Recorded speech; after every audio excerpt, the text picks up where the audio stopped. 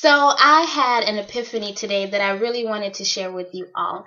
I've always been the person that wanted to change the world. Whenever I thought about my purpose in life, I said, I want to make a difference in this world. I want to bring, just major changes that change the course of humanity. And I didn't know how I was gonna do it, but that has always been my quest in life: is how can I make the world a better place? How can I change it? How can I contribute and make my purpose on earth meaningful, by having made a difference.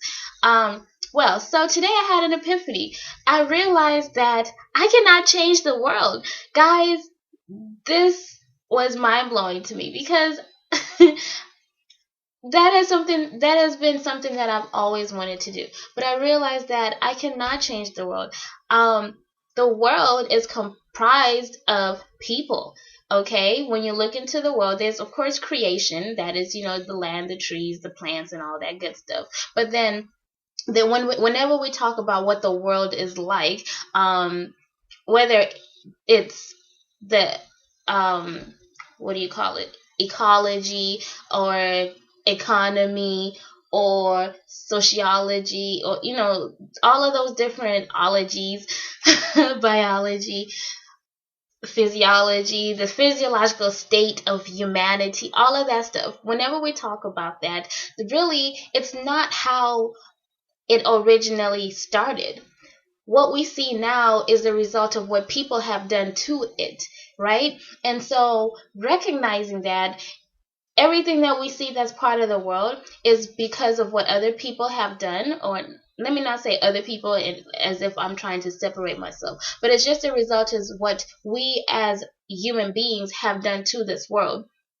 I recognize that I cannot change the world because I cannot change people. I do not have the power to go to all 7 billion over plus, people that are in this world and change them, make their choices for them, tell them what to do and walk them through step by step. No, I don't have that power.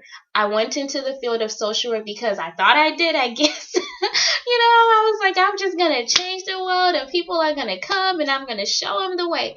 No, I'm not Jesus. I don't have the way. I cannot do it. What I can do, however, that I've come to realize and that I wanted to share with you all, something that you could also apply, is that because I am a person, remember the world is comprised of people, so I'm a person, that means I'm part of the population. That means that my choices contribute to what the world becomes, or it can take away from what the world becomes. And so I realized that I have the power to make my own choices, and whatever I want to see in the world, I can help that to happen by making sure that I'm contributing that. There's this quote that says, "Be the change that you want to see in the world." And I really am just going to take that and apply it, guys. That's going to be my new motto for 2016. Be the change. Be the change that you want to see. If you want to see healthy people, you are really burdened by the obesity that exists in the world, or you are burdened by all the diseases and the sicknesses and whatever plagues that have come upon humanity. Make sure that you're taking care of your health. Make sure that you are doing what you need to do so that you're not adding to that. You're not becoming someone who is communicable, and can pass on those things to other people. Make sure that you have that knowledge of how to be healthy, so that when you do encounter a person who's suffering in that area, you are able to contribute the health message to them. If you would like to see less poverty in the world, which is my biggest thing, breaking the poverty cycle has just been one of those things that I really care and am very passionate about.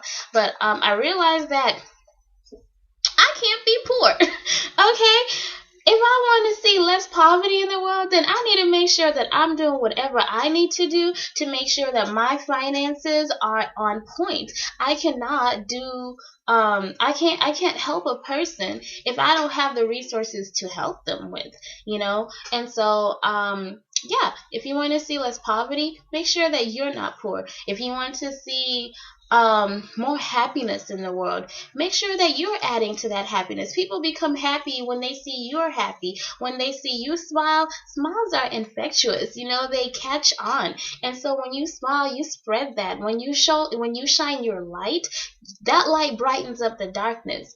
And so anyway, I was just really encouraged by that message. I was just like, wow, okay, if I really want to change the world, I need to change myself.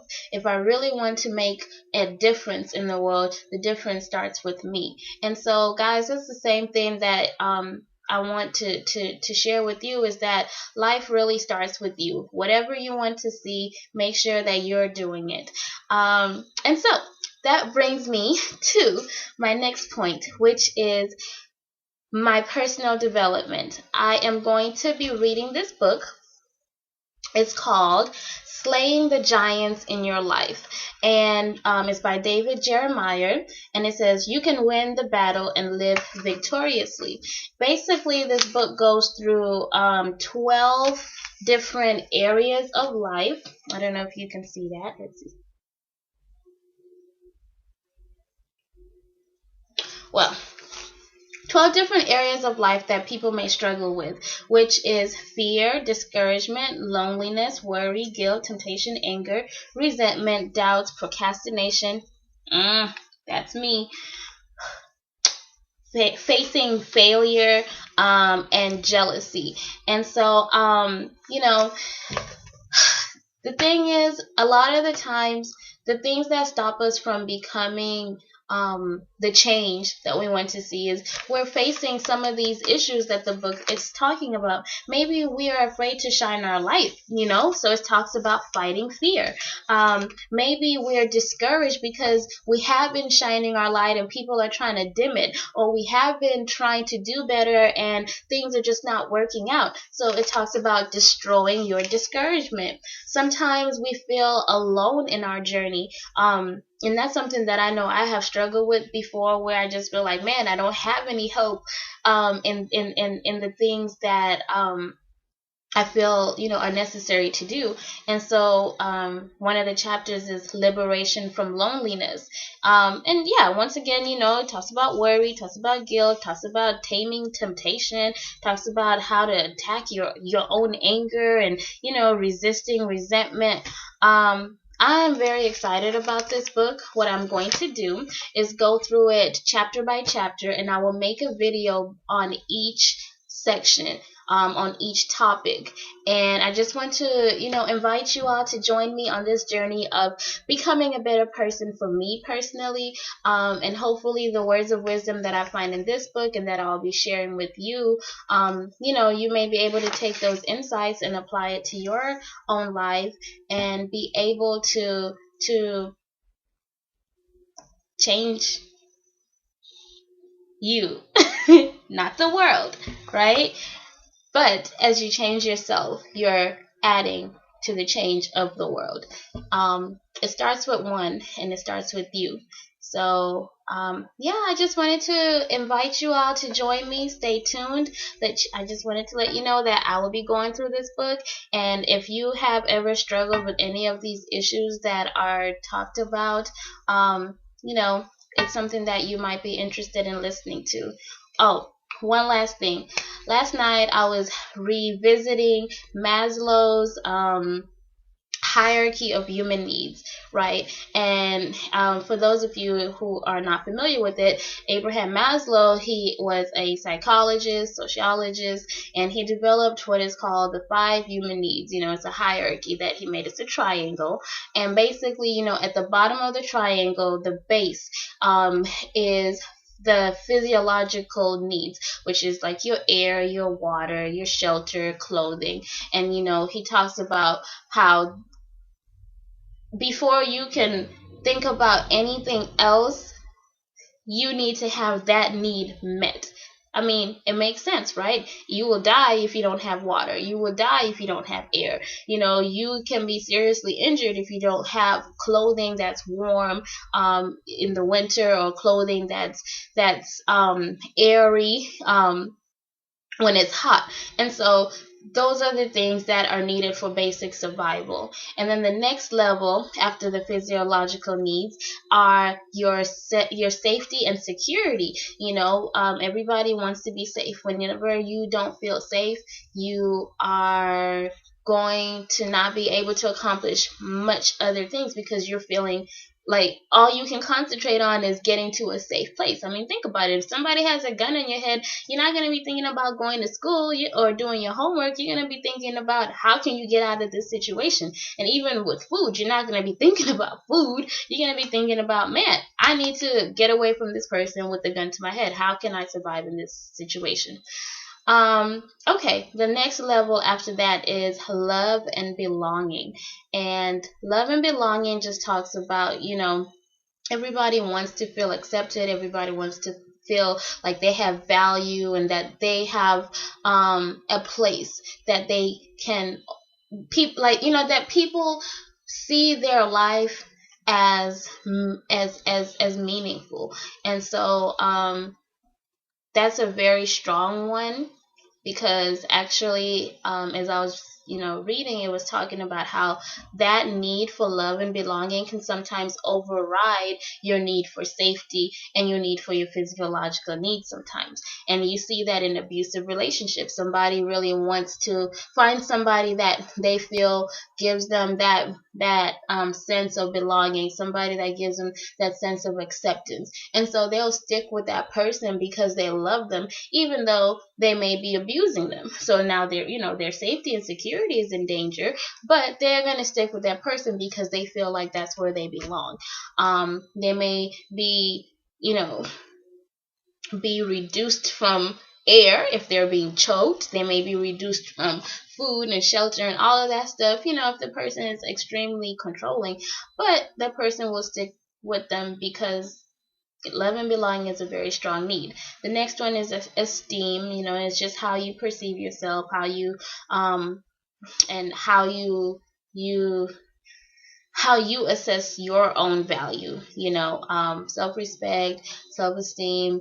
Yeah, it's just about you feeling like you are worthy of that love and belonging that you are being given.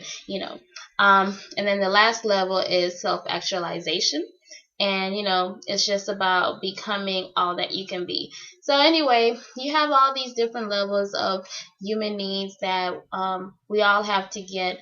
But as I mentioned, that esteem, that love and belonging, that self-actualization, those three are really, really important. I think a lot of times when we are talking about becoming better people, we focus on the physiological needs. What can I do to get a better house, to get a better car, to get a better, to get more food, to have, whatever it is that you feel like you need to survive on a basic level.